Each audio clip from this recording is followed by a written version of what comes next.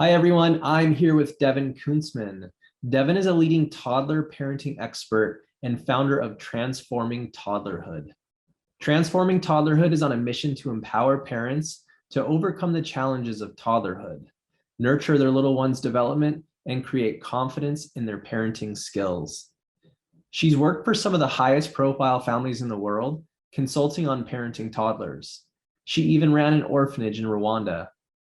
All told, Devon has helped raise more than 100 kids on 3 different continents.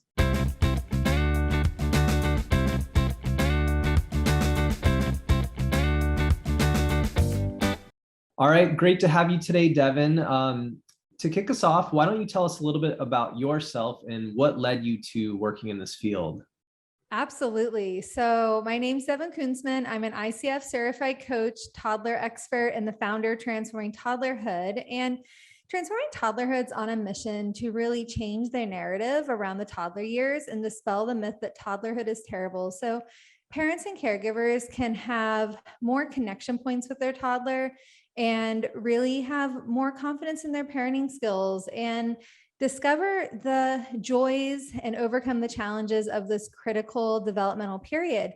And I got started with Transforming Toddlerhood about 4 years ago when I noticed that there was a huge gap in parenting support when most people who are talking about parenting and parenting coaches out there were speaking mostly about school-age children or about babies. And there's actually a ton of support the first year of life for little kids and for their parents and caregivers. But then after kids hit about a year, that support, both physical support and information, tends to drop off. Yet that's when we really enter one of the most challenging periods of parenthood. And so I founded Transforming Toddlerhood to really help parents navigate these critical developmental years with more confidence and just able to create more connection and joy in the parent-child relationship. Okay, and you mentioned these critical developmental years. So like kind of to define terms, what is the toddler age and how old are toddlers? Everyone kind of has a differing opinion on that, but what I say is toddlerhood is ages 1 to 4. We have young toddlers that are 1 and 2, and we have older toddlers that are 3 and 4 years old. After 4 years old, kids go through a very significant cognitive developmental shift where they start having more impulse control, more emotional regulation skills, more logical thinking, because a specific part of their brain called the prefrontal cortex starts to mature at a more rapid pace. Prior to 3.5 to 4 years old, you're full on in the toddler years with a little one with an immature brain, little life experience, and really just trying to become their own person and discover a sense of self.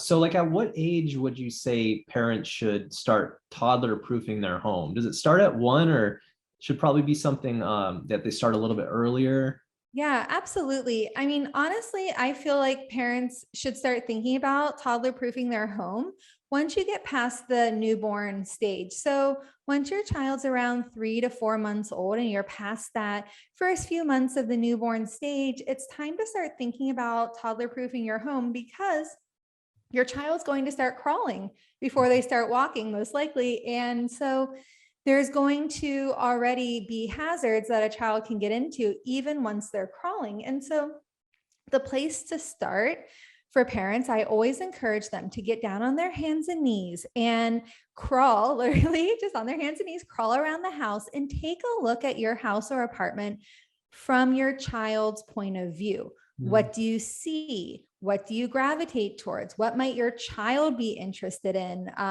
What might they try to grab and hold on to practice standing up or things of this nature? And this is just a good place to start when evaluating your home of, what do we need to do to make this a safe environment for a child?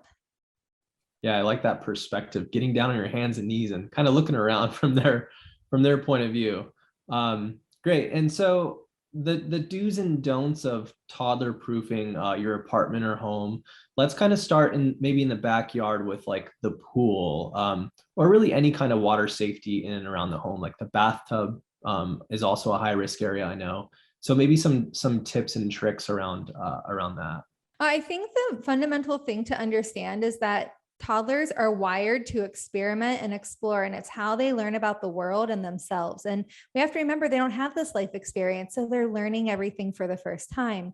So a lot of household safety hazards can be mitigated by making things accessible for a child. So if we're talking about like a bathtub or a bathroom, what it might look like is getting a step stool so a child can reach the sink. It might be putting a sink extenders on the handles for the sink or on the faucet, so then kids can reach it without having to put themselves in a precarious position where they might fall over onto like the tile floor and such. Same with the toilet. If a child is not really using the small potty and going on the toilet, then we need steps, some type of step stool to help them step up there. When it comes to the bathtub, you always want to make sure you have a non-slip mat in the bottom of the bathtub, and really work with your child around like safety rules and what does that look like. And it might be that when we're in the bathtub, we sit, we don't stand, things like that. Maybe it's when we get out of the tub, we sit down on the bath mat to dry off. And so if a child's sitting, they're less likely to dart off and then slip in a puddle, wet puddle on the bathroom floor, things like that. So I think these are great places to start in the bathroom. Yeah. And so another high risk area or appliance in the home, I guess, would be the fireplace. So we have here at my home, we have two little ones, a 3-year-old and a 1-year-old. And the fireplace, we have a gas burning fireplace. It attracts them like a moth to a flame. And so even once we turn the fireplace off, the glass covering stays hot for quite some time. And it's very dangerous, of course. Do you have any tips around that, like how to keep kids safe around fireplaces? Yeah, so I think the first thing is a lot of education, because even from a young age, children start understanding what we're talking about because receptive language starts before expressive language. So they can understand what we're saying before we can express it, before they can express it. So what you might want to do is start with just a basic word of hot, and then putting your hand up in like a stop sign. And so you might do this around like the oven in the kitchen, the gas fireplace, things like this, and saying hot with like the stops, with like a stop sign of your hand. And I have seen a lot of success with young children by about 15, 18 months old, starting when they walk past the fireplace or the oven saying hot. And so they're starting to understand, oh, that's hot, we don't touch that. So it starts with like that education level. I think that also any type of thing that we can do to create a barrier between the fireplace and the child is really helpful. Although, you know, sometimes it takes away from the aesthetic of the fireplace whenever you have like a gate in front of it. And it's not exactly what families think about when it comes to like a really cozy fireplace, but sometimes this is necessary for safety. Another hazard in our home is we actually have open fireplaces. So they're wood burning and they're open.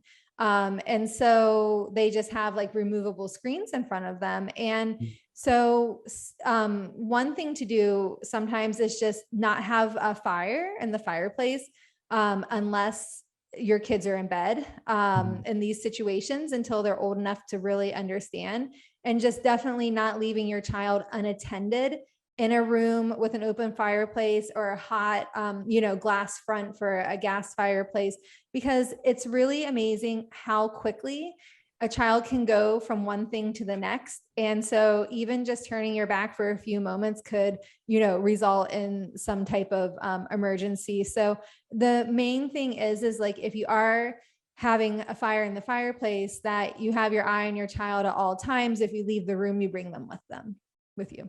Okay. Yeah. Great tips there.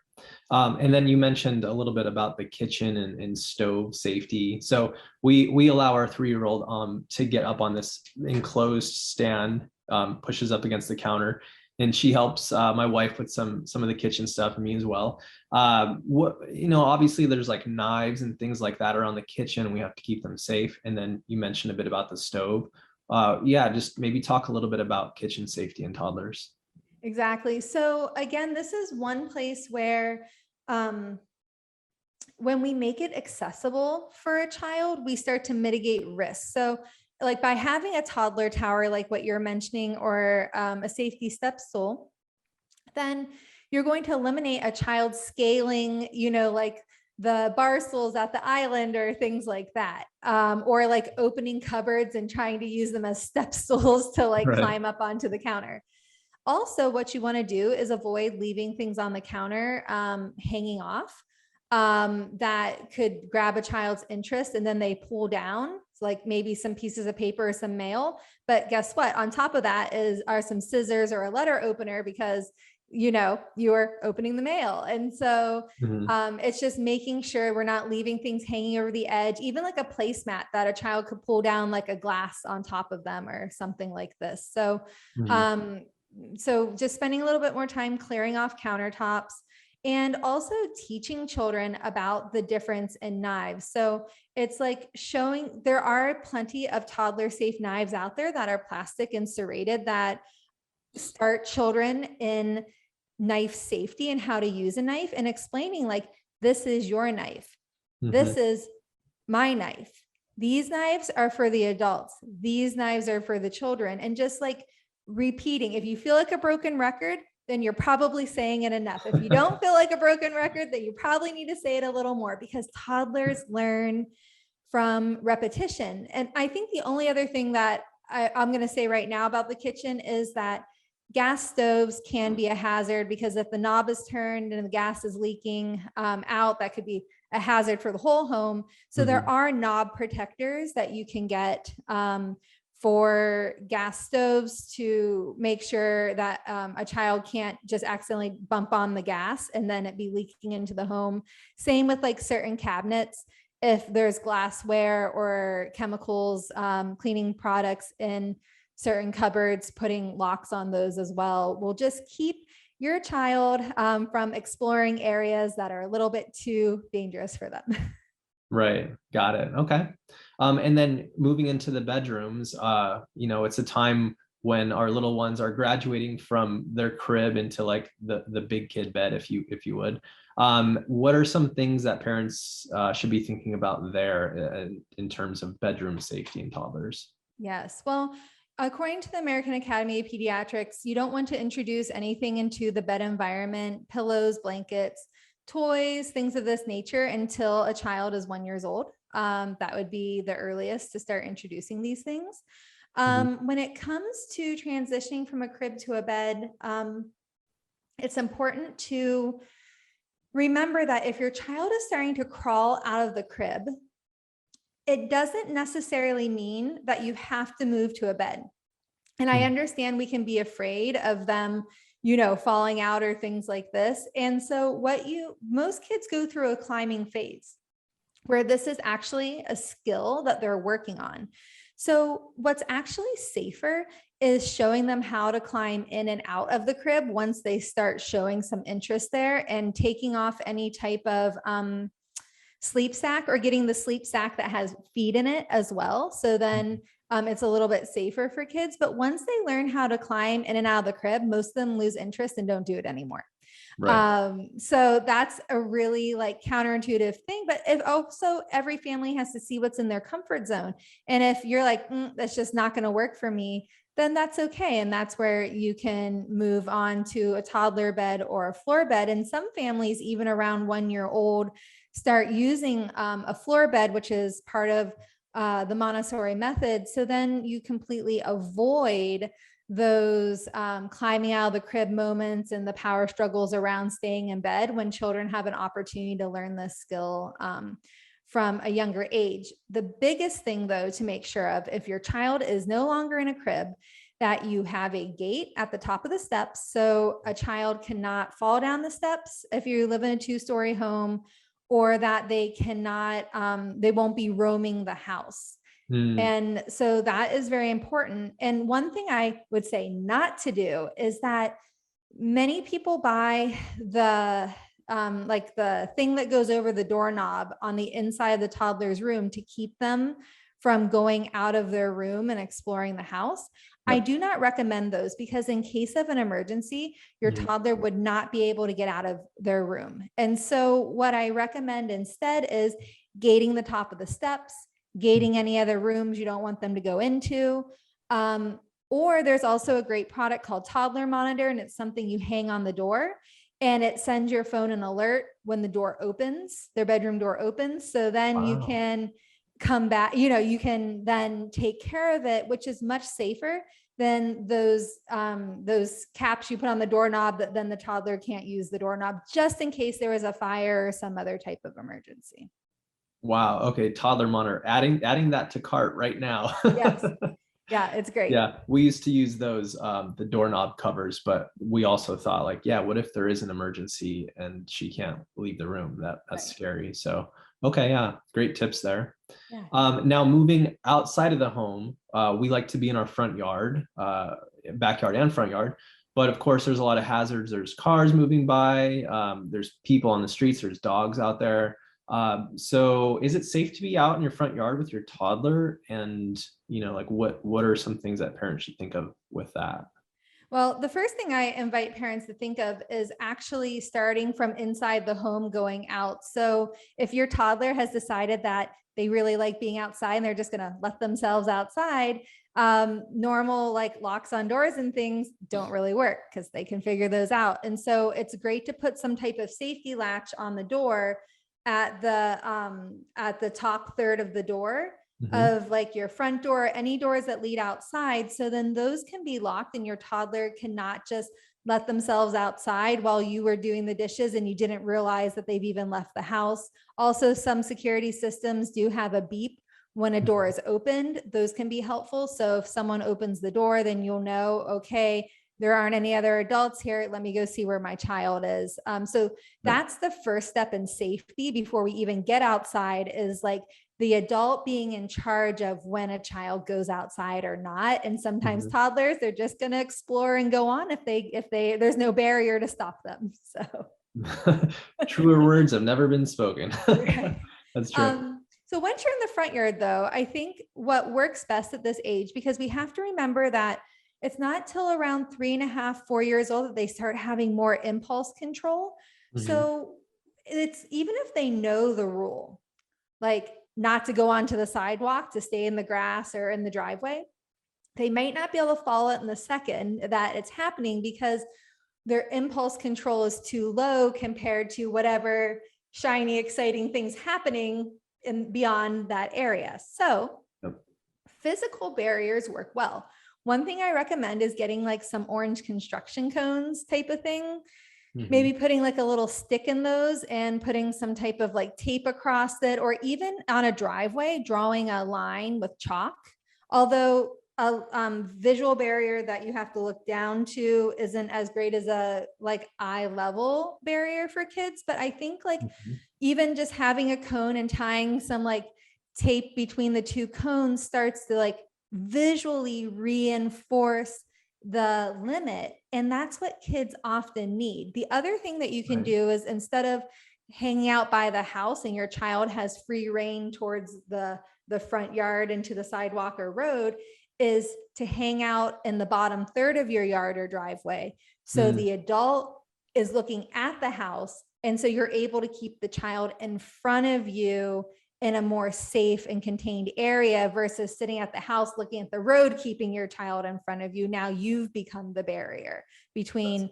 Yeah. So I think these are some ways to start looking at that. And you can also practice building your toddler's impulse control by playing games like red light, green light, Simon says, or Sally says, and letting your toddler be the one in charge and then you be the one in charge, like in those, playing the different roles in the game. And this will start creating that impulse control. So then if you ever do need to say stop or no, or something like this, if there's an emergency, they're going to be more likely to listen because you've been practicing. And so maybe tell us a little bit about Transforming Toddlerhood. I was on your Instagram page a bit ago, very strong Instagram game that you have going on. You have over 500,000 followers, and one of the posts you posted just a couple days ago has over 18,000 likes. And I was like, kind of blew my mind. It's awesome to see the engagement around this topic, and to see that parents actually, they're really looking for solutions.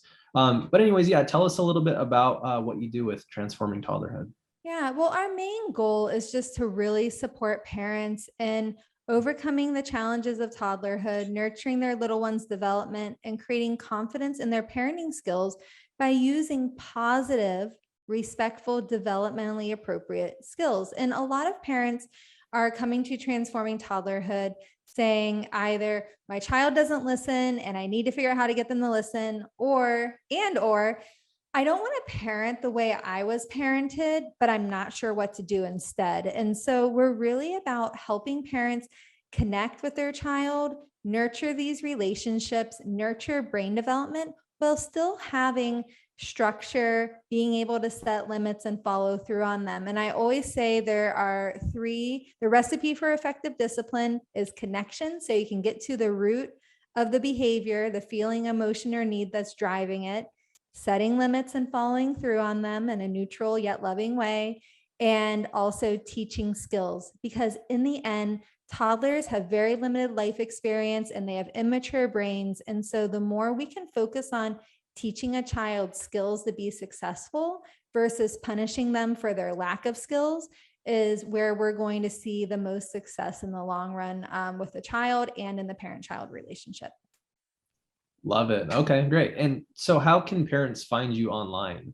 Yeah, well, the best place is on Instagram, Transforming Toddlerhood. In my link in bio, you can see all the offerings I have and how I support parents and caregivers. And you can also check me out on my website, transformingtoddlerhood.com. All right. Thanks, Devon. Well, that about wraps up our time for today. Again, thank you so much for sitting with me and imparting your wisdom on our viewers. You're so welcome. It was my pleasure. All right. And with that, we're signing off with SafeHome.